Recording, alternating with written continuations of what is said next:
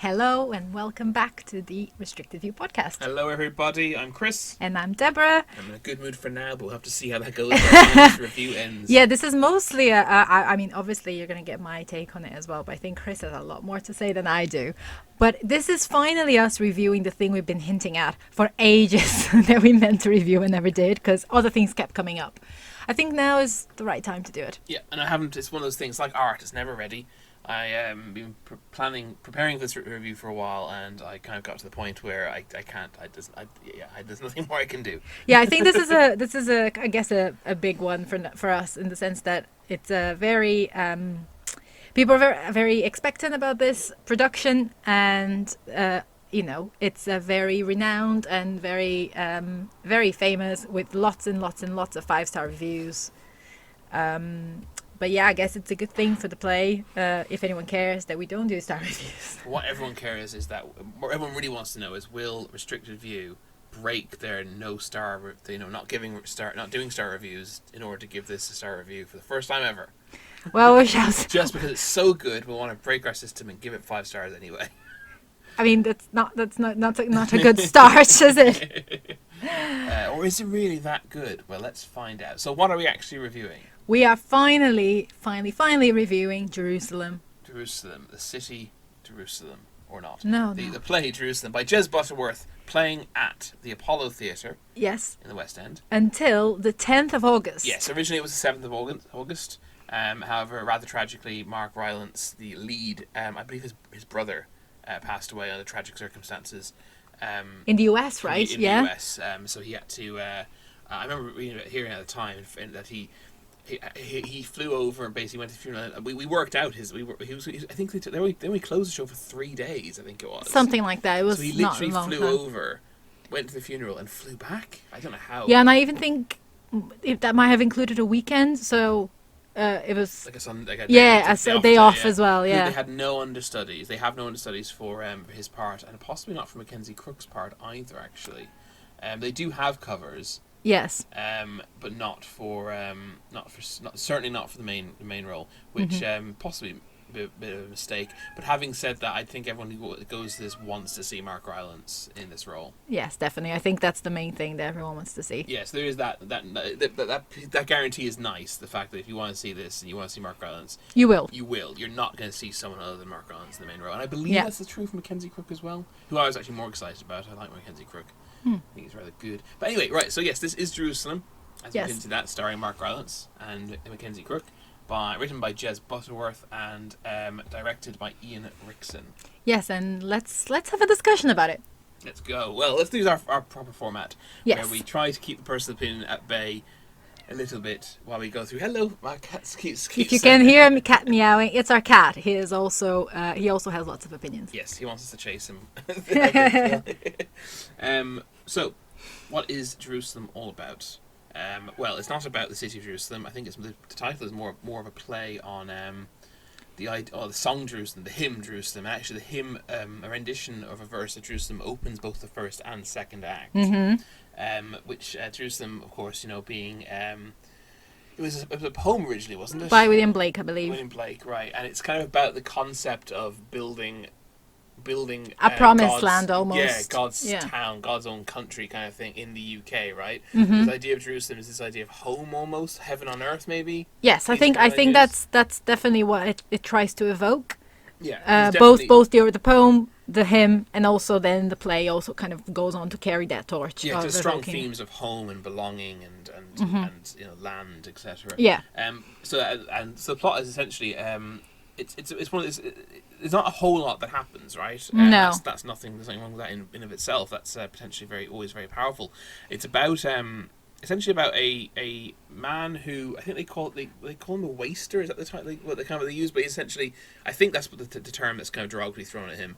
But he's essentially a traveller, except he's not travelling. He's a semi-settled traveller who lives in a caravan. Yes, on the edges of this town, on the edge, like both between the town and the forest, right? Yeah. and he's about to get evicted. He's going to get evicted by the council. Play opens with 2 council representatives nailing an eviction notice because they basically want to clear the land and to build council flats. Yes.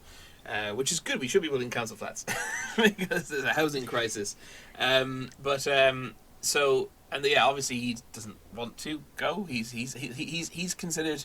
I don't know if they ever actually use this phrase in the text ever. I don't think they do, but it's put on all the blurbs. He's the Pied Piper. Yes. Obviously, that being a German folk tale of a man who I think he gets rid of all the rats, doesn't he, with his magic flute, the rat problem, by getting the rats to follow him, and it drowns them, I think. And then the town refused to pay him, so he does the same thing with their children and plays his magic flute, and all the children follow him out of town. Yes, and there's this sense of this man being the stories that we hear about this man, he was kind of very good to certain people, and people follow him around. He corrupts the youth. But he also but I guess not being then recognized for whatever he's done, he now corrupts their children, kind of thing. So he's gathering them. It's very similar. I don't know if he ever did anything significantly noteworthy. Apart from the drug dealing. Exactly, yes. So basically, yes. He hangs out.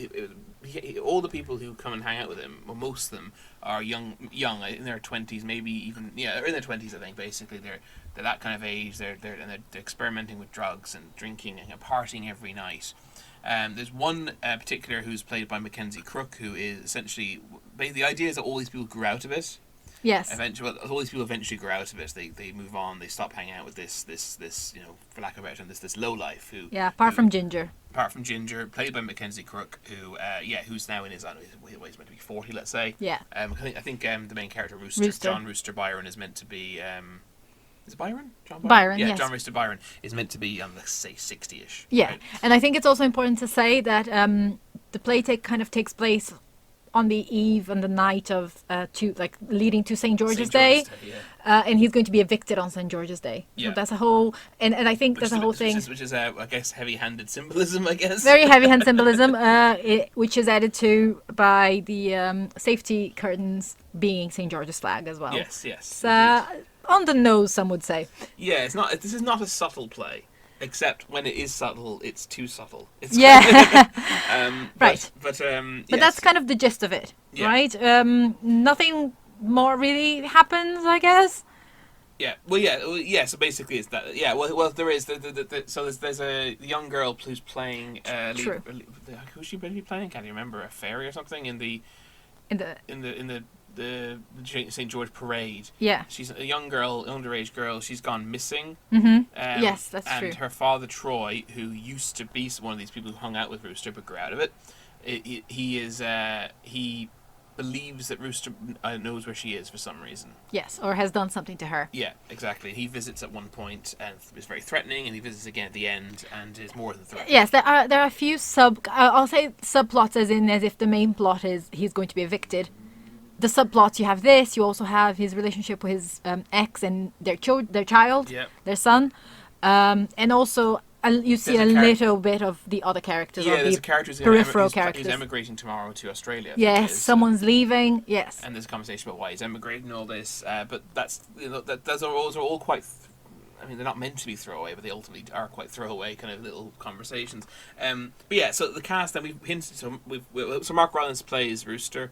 And I do think he plays it wonderfully well. Yes, I think he is very, very good, and I can see why people are very excited to see him reprise the role that he played about 10 years ago, I want to say. 100%. Yeah, Mackenzie Crook plays Ginger, as Deborah said.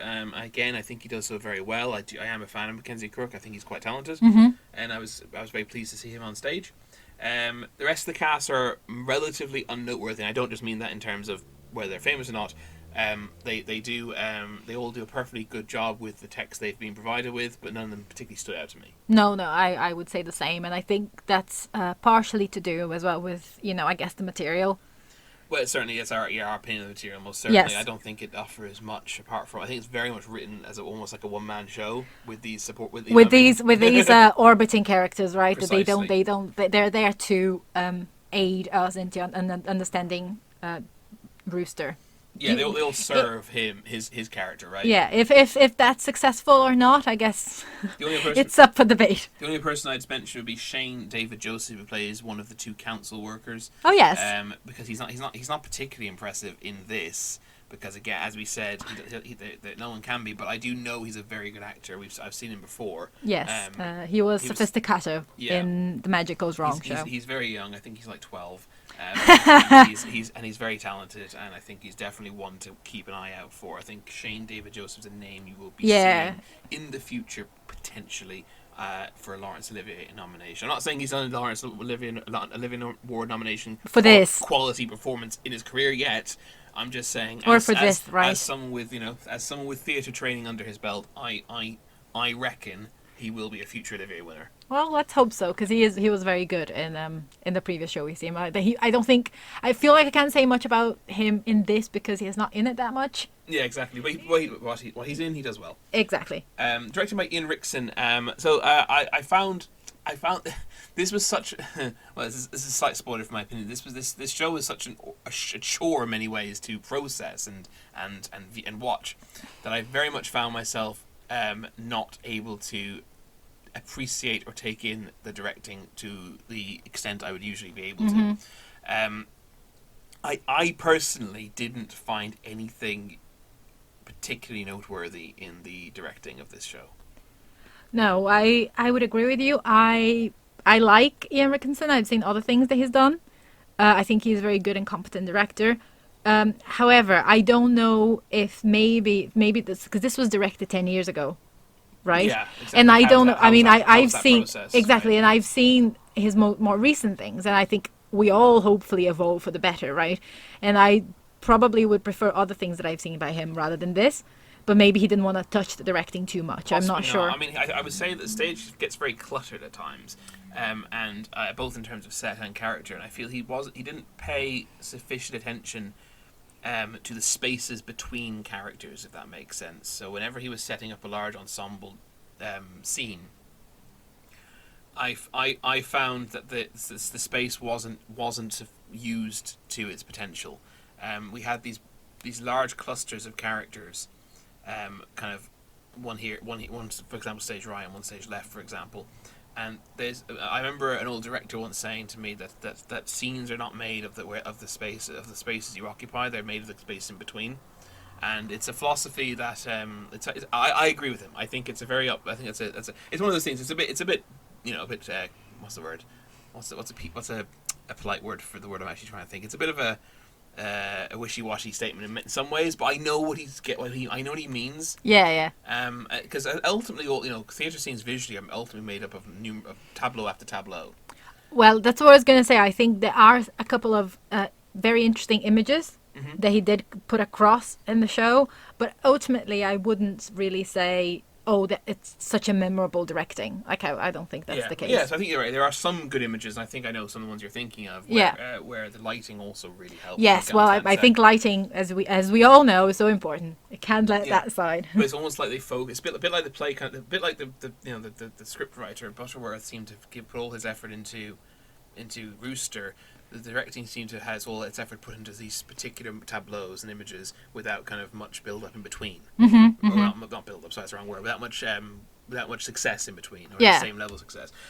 Moving on to the set then. Set is by a man named Yultz, who for some reason is known by a stage name which came to him in a dream, apparently. Good luck with that. That's how most of the references I use for my dissertation came to me as well. So in a dream. whoever this man is, his set looked pretty good, very cluttered. I think it's meant to be. Yes. There is a balance, however, between looking cluttered and actually impacting the visual clarity. And I don't know if that marriage was made perfectly. I think the set was very good. Yeah. I do think it was very good. I think there were a lot of elements to the set that the characters did interact with as well. You actually had chickens, live chickens, under the caravan, which is quite fun.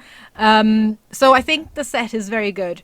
But yeah, it's a big set. There's a lot going on. I thought it was good, not great. I was less impressed than Deborah by the set. I thought the tree leaves looked, even from the distance away we were, looked pretty fake. Well, there you go. But for all we know, they're real trees. Who knows? Yeah. But they didn't look. So I thought the set was good. I just thought the clutch visually it wasn't quite as I thought it got in the way visually sometimes. Okay, I can see that. I think I can see why you say that. But it was good. Lighting overall was pretty good. I think it definitely helped some of these tableaus. Some of these during the kind of folklore inspired stories Rooster tells, there's definitely sometimes subtle, sometimes very not subtle lighting shifts, which really did amplify those moments very nicely. Yep. Overall, I think that the lighting did do a good job and kind of worked well with the directing. It made it quite eerie at times and quite like ethereal at times as well, which I think that is exactly what they were trying to evoke. The sound, I don't have anything particular to mention. The sound was all adequate. They were using microphones. I think they were using microphones, yes. Yeah, it was actually quite a while since we've seen it because, as I said, we were trying to prepare. But yeah, the sound was all perfectly adequate. There were some nice effects, particularly at the end. Yep. Would agree with that. Good use of stillness as well and silence. But yeah, so I think that's the overall take of these more technical aspects of the show. So what do we actually think of it? Well. Let's get into it. Go on, Deb. Okay, as I said, much people are expecting this play. Much waited for, I guess. Anticipated is the word I was looking for. And I'm always a little skeptical of these things because it can never really live up to what people remembered or what they want it to be. Also, I think it's very important to add that most of the tickets for the show, like this show was sold out pretty much straight away. You can get tickets. You can still get tickets. I think weekly they get released, and that's how we got our tickets. I think it's on Mondays, is it? Yeah, I believe so. Yeah, we got very lucky actually, and we got tickets. We got tickets for the balcony, I think it was, but we were the front row of the balcony. Second row of the balcony. Yeah, absolute cheapest tickets that existed, and they were how much? 45 was it? No. 25 I wanted to say, but maybe. Oh no, that was it. No, I remember. I know why we have such. I know why we have such different memories. It's because we got the last night of previews. So we paid half price. Yes. We paid 25. They're meant to be 50. That was it. Okay, so expensive tickets, and I think we can all agree we've all been victims of this. Sometimes we pay a lot of money for something, and we really want it to be good, and our opinion it is tainted by the amount we've already invested in it, right? In the production. So tickets were very pricey overall. I think you can find some very expensive tickets right now. There are some right now. Yeah, as we record this. Actually, I'm just looking, and I'm literally looking right now. I think they have come down in price a little bit. Oh, have they? Well, I don't know. They seem to have a little bit. And don't get me wrong, they're still absurdly expensive. Yeah, so this is something I was really angry about. I have this one of my. It used to be. Is it okay? £100 for looks like approximately 8 rows back in the stalls. I think those were like 150 before. They were more when the play was really, really hot, and when it just opened, they were very expensive. Yes, but it's still selling out, I believe. And I have a very one of my biggest pet peeves in theatre currently is ticket prices. Oh yes. I think it's become a whole thing. We've talked about this before, how Coq and Cabaret are so expensive, but other shows are also really, really expensive. I mean, we haven't seen Moulin Rouge yet because we can't bring ourselves to pay for it. Yeah. And I'm not saying that shows shouldn't cost a certain amount of money because the people involved do deserve to get, pay for, the skill they've crafted all these, for years. However, you have to be, sensible on the amounts you charge. It's insane. And also, if you want to get people to the theatre, if you want to get people to book it for your shows, I mean, you have to make it accessible to them, right? Otherwise, they will never come. So I think that's just like a preamble. So I'm just looking here. I think why are worse tickets £175 on a different night? Is it for tomorrow's matinee or something? They're cheaper. Is that it? Yes, looks like it. So random. The matinees are a bit cheaper then. Matinees are a little bit cheaper. Yeah. Okay. But yeah, so you can back of the stalls we found is £150. That is a lot. That's too much. Sorry, that's not £175. That is too much. That's too much. It's absurd. So yeah, and I think that's for a play that tries to shed light on a part of Britain that many seem to have forgotten, or at least that's what it's trying to say. People who are not remembered by either city folk or politicians. it's charging a lot of money. Yeah, the people represented, I think you said this, or I'm paraphrasing you somewhat, but you basically, the people who the players representing would not be able to afford to see this. Yeah, exactly. Which is really absurd. But yeah, and pricing of the tickets does, I've said before, it plays a big part in my review, my star ratings, which we don't do. Yes, and this is one thing to take into consideration. Yeah, so I have a piece, I have a little piece prepared. Yeah, before you go into that, I'll say, I guess I just want to say something. I'm very, you listener who's been listening to us for over a year now, I'm very open to different types of shows and shows that deal with different themes. And I'm not really, I don't think I'm afraid, or neither is Chris, of like difficult pieces either. I think we kind of do appreciate them. And sometimes we just don't like them. And maybe this is one of those times. But I'll let Chris take the lead now, and then I'll jump back in. Okay. So I've sort this piece. If it sounds like I'm reading, it's because I am, but it's all my own words. Okay, Jerusalem is a play that a great many people say that they adore, but not one of them can explain why. They simply say, quote, "Oh, it's just so good," or "It made me cry." I'll just interrupt here to I'm say one sentence in, Deborah. It is the case in most of the reviews we saw. All the 5-star reviews. Oh, sorry. The most competent explanation that I've had was from someone who hadn't even seen it, who simply described what he understood as a look into English folklore as something that may interest him. Yes. I have even read other reviews that heap on praise without ever saying anything other than Mark Rylance was really good. And that's true, he is very good. He's good at portraying the character he plays. John Rooster Byron feels very much like a real human being, and he's probably amongst some of the most well-realised characters in theatre. And that's pretty impressive. But what is the point of Jerusalem? So here's a blow-by-blow account of my experience of this 3-hour play, which we haven't even mentioned yet. Oh, God, yeah. So, 10 minutes in, my thought was, conflict, well set. Council want to move Rooster on. Nice bit of humour to give us some initial introduction to Rooster. Looking good. 20 minutes in. Okay, so Mackenzie Crook is playing this loser who still hangs out with Rooster, even though he probably shouldn't. Still very basic characters, though. 40 minutes in. Wow, who are all these people? They're just talking utter rubbish. Okay, sure, I guess we're getting a full depiction of a typical day that Rooster lives through. He's ignoring the council demand. That's a thing, I guess. 60 minutes in. Interval. Okay, that was getting pretty boring. They're just a bunch of prats talking rubbish. But hey, it's a long play. It wasn't. It was supposed to. It's taking its time. So I guess that makes sense. Long setup, but I've done the work now. It's all going to kick off. 70 minutes in. This is 10 minutes into the second act. We're back to them sitting around talking about nothing. Okay, I guess we're resetting before something happens. 90 minutes in. What the actual hell? We are just sitting around and talking about nothing. An hour, 110 minutes in. Rooster is telling a dumb story about meeting a giant. This is pointless rubbish. I later discovered this is supposed to be important. Maybe he did meet the giant? Well, of course he didn't. Why is this a clever look at folklore? It's an addict talking rubbish. 120 minutes in, 2 hours. Next interval. Oh my god, there was a reveal and a little tension. Shame I barely care anymore. 140 minutes in. Oh, okay, we're going to pretend that reveal didn't happen and talk yet more rubbish. Honestly, this is like being a fly at a wall for one of those crap parties I went to at university. Oh, he has a son, and that went exactly nowhere. 160 minutes in. Hey, that reveal finally came back into the play and something happened. Now we'll move on, I guess. 180 minutes in. Oh, a callback to the giant story he told and a visual and auditory dramatic final tableau. My butt feels numb.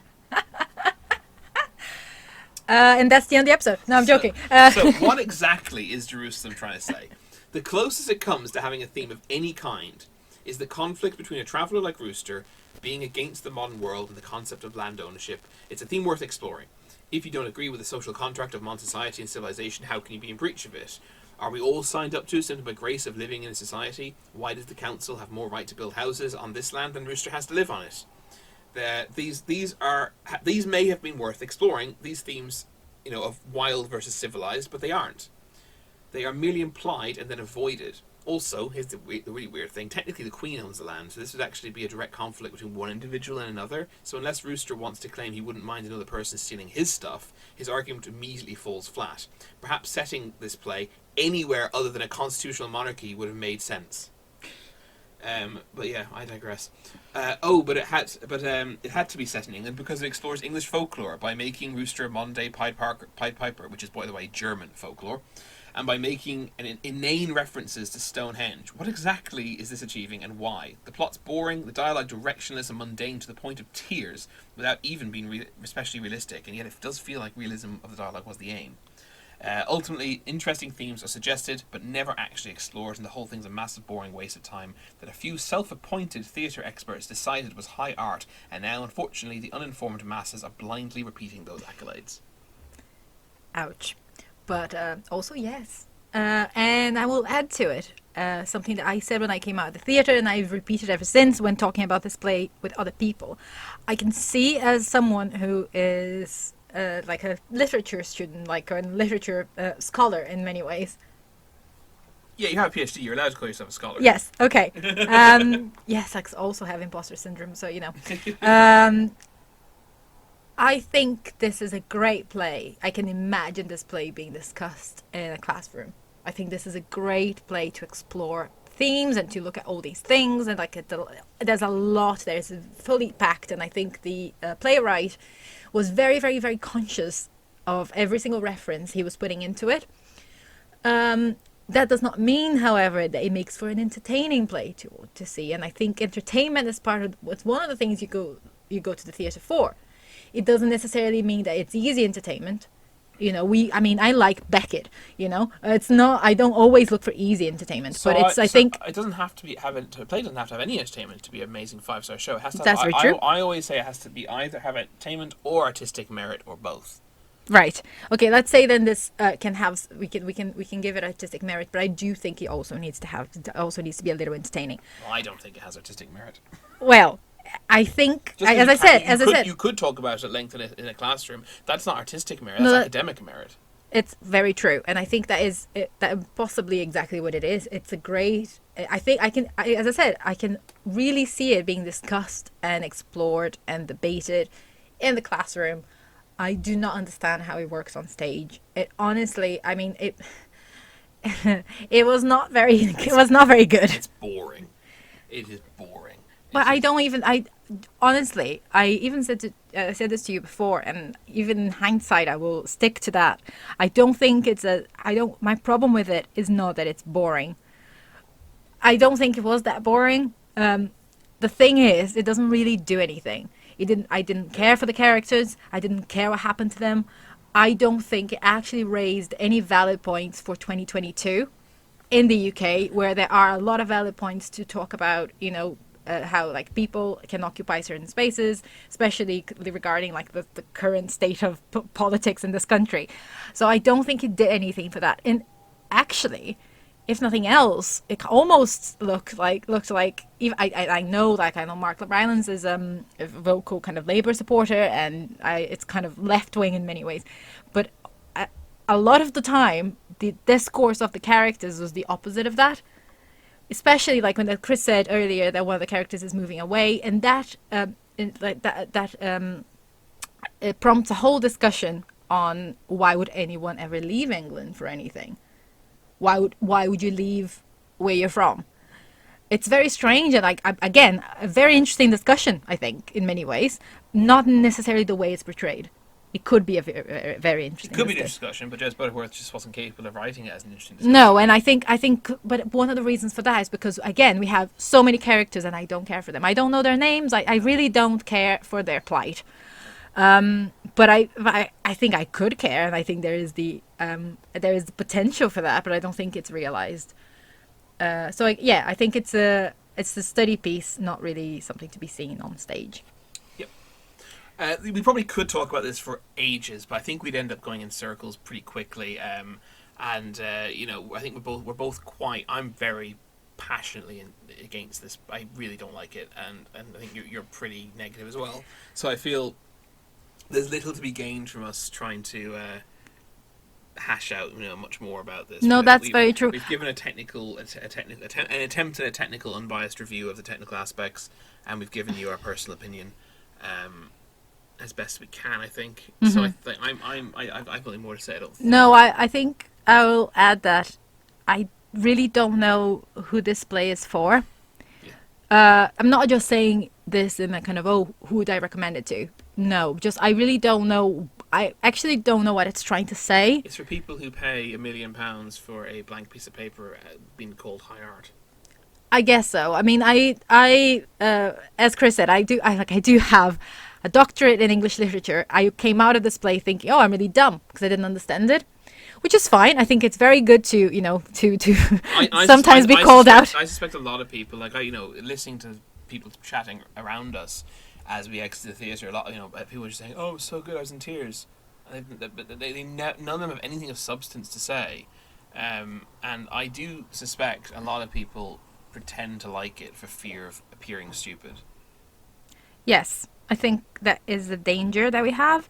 Also, I can see why maybe someone would. I can actually see why someone can get emotional at the end, like the end scene, because they make it in such a way. They make it quite big, and the sounds are quite like There's so much rubbish. 3 hours of rubbish that makes you just not. It just undercuts that moment so much. No, I agree with you. I agree with you. But I could just trying to. But even understand. In the moment, I couldn't care about that moment because there'd been such immense utter garbage. Sure. And it's very hard to, like, I read so many reviews of this play, giving it 5 stars, and as Chris said, no one could really say why, apart from Mark Rylance is brilliant. Yes, he gave a 5-star performance. Is the play 5-star? There was one review that I think gave it 3. The Guardian gave it 4, I think. 4, was it? But, yeah. But if you read the review, it's quite bad. You're expecting a 1 or a 2 star at the end of it. Yes. It was all over it. Yeah, so I think there is this pressure. I think we created this social pressure that we have to like it. A bit like we kind of have to like, I don't know, Shakespeare or something. And we're small independent reviewers, so we're going to tell you what we really think. And we paid for it, which I think we always pay for our makes a difference. And if we ever get invited, we do tell you. Yes, exactly. We always do. With that in mind, we unfortunately don't do star ratings like these other places do. No, but if we did. But if we did, I would do a restricted view first. Bearing in mind, it's about up to £200 to see this. We sat in the worst seats in the house for £25, but they're actually meant to be 50. Mm-hmm. So it's £50 if you want to go now. I think there's £40 actually for the very back. So £40 at an absolute minimum for the worst seats in the house. No stars. Do not see under any circumstances. Waste of time and money. Ouch. I don't know. I find it very hard to do this because I can understand how some people might want to see it because of the hype. I don't know what to do.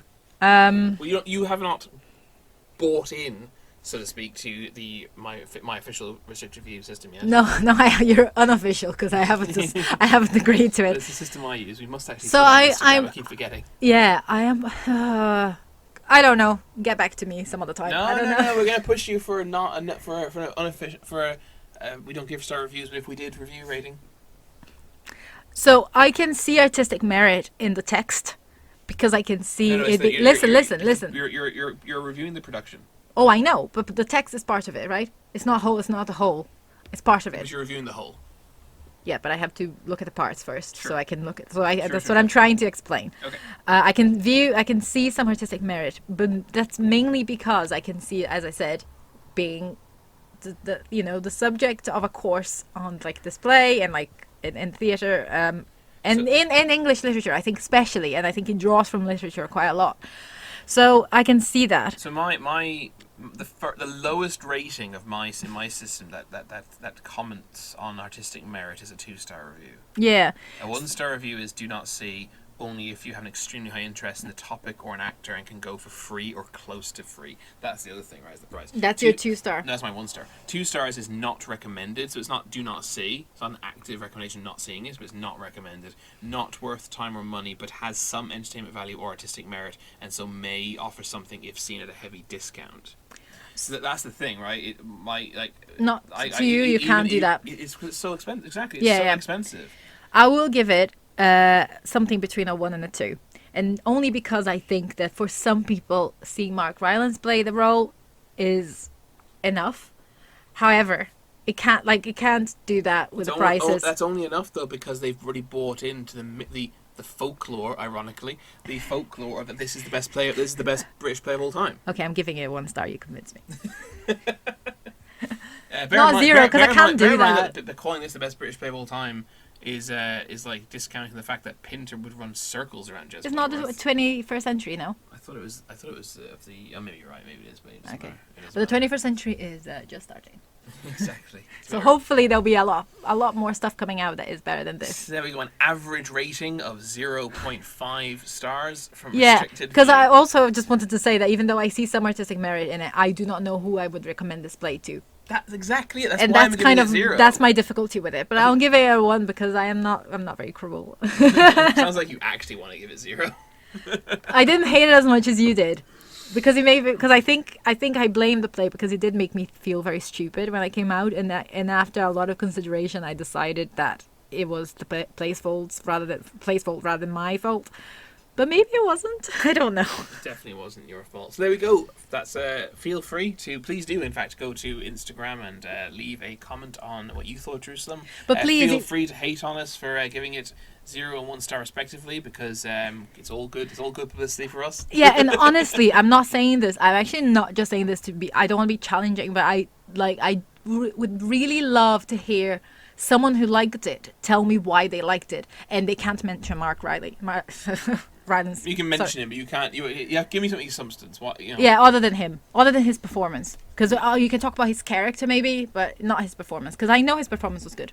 Yeah, exactly. Yeah, exactly. One good performance does not make a 5-star show. But yeah, so do if you're watching this on YouTube, although almost everyone still seems to be using the podcast format. Yep. But if you are the one person who uses it YouTube to listen to this, please do leave a comment below and let us know. Yep. And also like that smash that like button.